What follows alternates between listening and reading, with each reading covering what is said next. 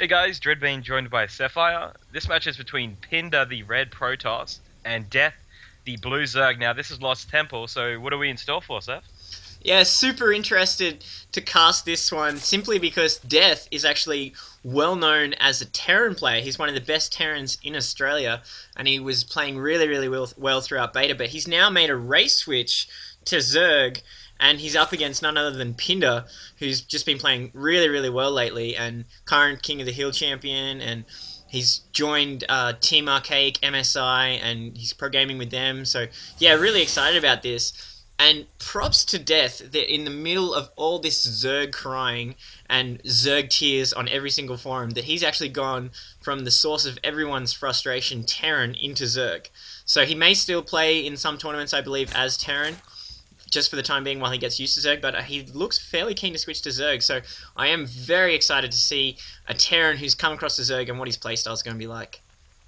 You never know. He's one race away from going random now. I'd love to see another random high-level player, so I'm voting for that. But hey, Zerg works too. I know they're not as repped as maybe some of the other races, so yeah, I hope it all goes well for him. But this match should be a good start. Yeah, looking like a 13 pool there from Death. So that's a little bit of a faster pool. I personally favour 14 or 15 these days against Protoss, but considering that Pinder has gone for this aggressive gateway and put it forward positional, so he's got the option of transitioning into a Forge Fast Expander or applying that early pressure to really slow down Death's expansion dream. So really aggressive opening from both players at the moment, and of course Death is scouting effectively. He's going to see all of this, and we are seeing a pylon going down just to block Death's expansion there. So that's going to slow his expansion down even faster. So it looks like Pinder is really keen to just completely slow down Death's expansion completely here. So interested to find out if it's going to be successful with his pool coming online now. Looks like he's got a reasonably fast Gath online and going straight into Roach Warren. So this is a very interesting opening and kind of puts the pressure on Deth here to think about going into Immortals, especially if Deth sticks with heaps and heaps of roaches. So unfortunately, I don't think this pylon's going to survive that long once these roaches pop out, but you never know. There are these zealots just streaming across now, and Pinder hasn't actually made anything but another pylon. So this one warp gate just being flooded with zealots into the base now. So we'll have to see how much damage they do. This one little probe hanging out, they're going to get taken out by these Zerglings without his zealot buddies to help out. So we'll have to see if Pinder just goes to make sure he doesn't get this pylon down, or if he actually tries to press the attack, because these two zealots can absolutely destroy these four Zerglings, of course. So we'll have to see what Pinder's plan is, but he's looking to be very aggressive, putting down the Forge now, so we could see some crazy cannoning business in this expansion, which I'd love to see. It's like a half cannon rush, so we'll have to see how this works out.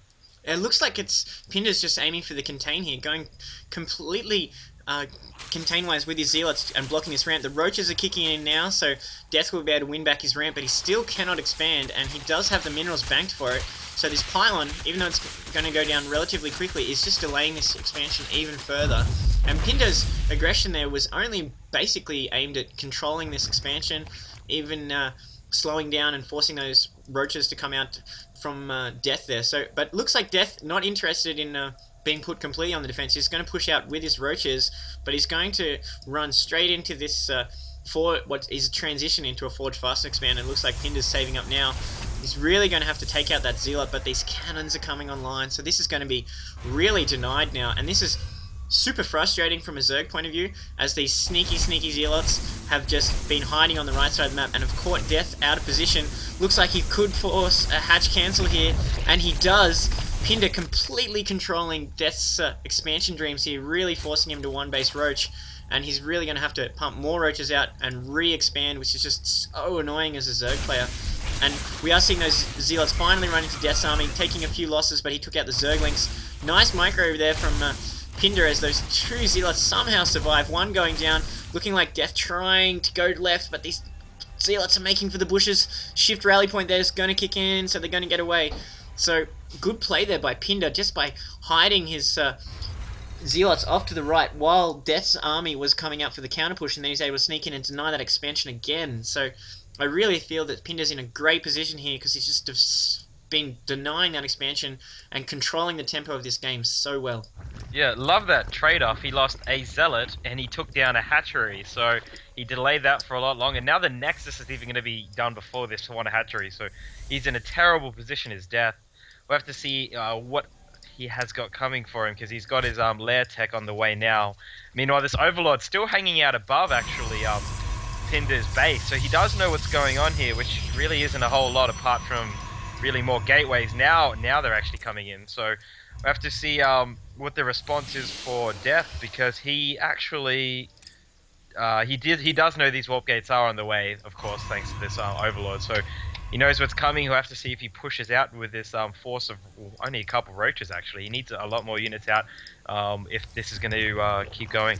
Yeah, beautiful timing there by Deth with those overlords. He waited till the cybernetics core was about 70% done before he retreated, so he did catch sight of this robotics bay. He is going to realize that there's a potential for immortals to counter those roaches, or if he transitions into more of a macro-orientated build and gets out lots of hydras, we can see Colossi coming online. But we are seeing that spy go down from Deth, so that's going to give him an insurance policy against this Robotech, which is really nice, and you don't see that as much anymore. You do see people being a lot more cautious with their overlords, not willing to hang around simply because stalkers usually come out so quickly.